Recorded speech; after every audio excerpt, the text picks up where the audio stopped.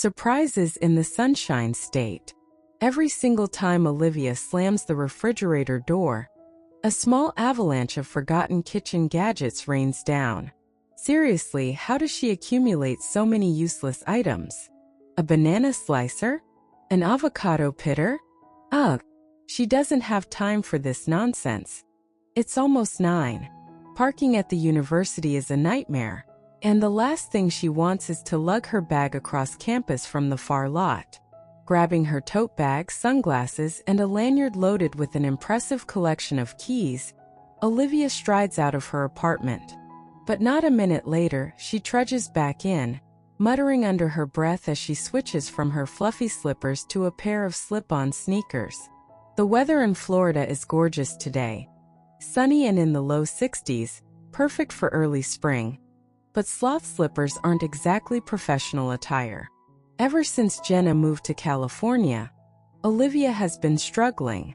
She's thrown herself into research, drowning her sadness in Dr. Patel's studies on relationship dynamics. Their relationship had been perfect, until distance put a wedge between them.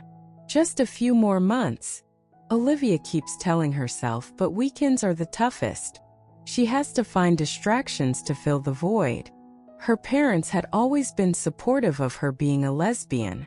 They embraced Jenna when Olivia brought her home for Thanksgiving, but Jenna's family wasn't as open-minded. Olivia worries about Jenna, now thousands of miles away, alone in a state that hasn't always been kind to her. The thought gnaws at her. She made sure Jenna put her contact information and her parents as emergency contacts. In the beginning, they spoke every day. But now that Jenna's work with the tech startup has ramped up, their daily chats have dwindled. Olivia lies awake at night, anxiety twisting in her stomach. Miss you tons the past couple of days. Sorry I missed your last call. Things have been hectic. Love you. She stares at Jenna's last text before firing up her old Honda Civic and heading to campus. A tiny frame with their picture hangs from her rearview mirror, a constant reminder of the love she longs for. She finds a parking spot by the back entrance of the science building, checking her phone one last time to ensure there are no missed notifications from Jenna. Nothing. With a sigh, she sets her phone to Do Not Disturb and tucks it into her back pocket. She hopes the subjects for her interviews will be late today, allowing her a little more time to collect herself. Passing a couple of giggling undergrads in the hallway, she smiles. Kids, she thinks, fondly recalling her own excitement at being a student just a few years ago. She first met Jenna in this very building during a group project for her Psychology 101 class. Jenna had been her TA. After the semester ended, they bumped into each other at a coffee shop, and Jenna asked her out. Olivia couldn't believe her luck. They had been inseparable since. Jenna's family had strict rules about personal belongings, and for good reason. They were a complex blend of cultures. Jenna was born in Mexico to a conservative family, and they simply didn't understand. While Olivia was a proud Methodist, Jenna often joked, "I'm not religious. I just have faith." "Hey, how's it going?" Ryan, her lab partner, greets her as she enters the observation room. "Ready for the day. How many interviews do we have?" Olivia replies, pulling out a granola bar from her tote. "5, but the couple is already waiting," Ryan says, nodding toward the adjoining interview room where a young couple sits, looking slightly nervous. "Perfect." Olivia clicks on the microphone. "Good morning. Thank you for being here. Do you understand the purpose of this interview?" They nod, and the session begins. By noon, they finish their third interview. Ryan stretches and asks if she wants anything from the vending machine for lunch. "No thanks, I'm going to take a quick walk outside," she replies, closing her laptop. As she heads toward her car to grab a jacket, a chill runs down her spine from the breeze. She rummages through her back seat and grabs Jenna's favorite denim jacket, relishing the scent of her partner's lavender perfume lingering on the fabric. After slipping it on, Olivia is about to set her music when her phone rings. It's Jenna. Hey there. Olivia brightens instantly. Perfect timing. Hey, I just woke up, Jenna replies, her voice still thick with sleep. It's been a long couple of days. I'm sorry for missing your calls. Are you okay? Olivia asks, concern flooding her voice. Yeah, just dealing with some tech issues at the lab. I really wanted to hear your voice, Jenna admits. But I have to jump back into work soon. Will I see you for Easter? Olivia asks, trying to keep the hope in her voice. Probably not. I'm swamped. I just wanted to call. Love you. Jenna blows kisses through the phone. Love you too, Olivia says, hanging up.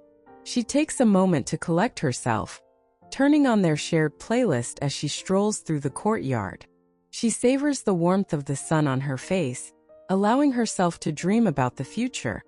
A house by the beach, maybe a couple of kids.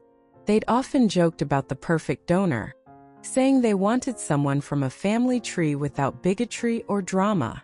After walking 6 laps, she checks the time. It's almost time for the next interview. She takes a detour to a bench and opens her Facebook to see what's happening in the world. A post catches her eye. A photo of Jenna with a guy about her height, looking relaxed and happy. Olivia's heart sinks. She clicks on the picture and the caption reads, "So glad to have you back in my life. Love you a million." Panic wells up inside her. Who is this guy? Why is Jenna in Tampa? Her alarm buzzes, reminding her that she has 2 minutes to get back. She stumbles toward the interview room, her mind racing. Break-in at the lab? She whispers to herself, typing a quick search on her phone. Just her luck, a break-in had occurred last month, but it was from 2020. She feels clammy and slightly nauseous. When she exits the room after the interviews, Ryan rushes to catch up with her. Hey, you left your keys. Thanks, I need those, Olivia says, snatching the keys from him. What's going on? You look a bit off, he observes, concern evident in his voice. Just a long day. See you Monday, she replies as she hurries out. With the sun still up, Olivia fights the urge to call Jenna.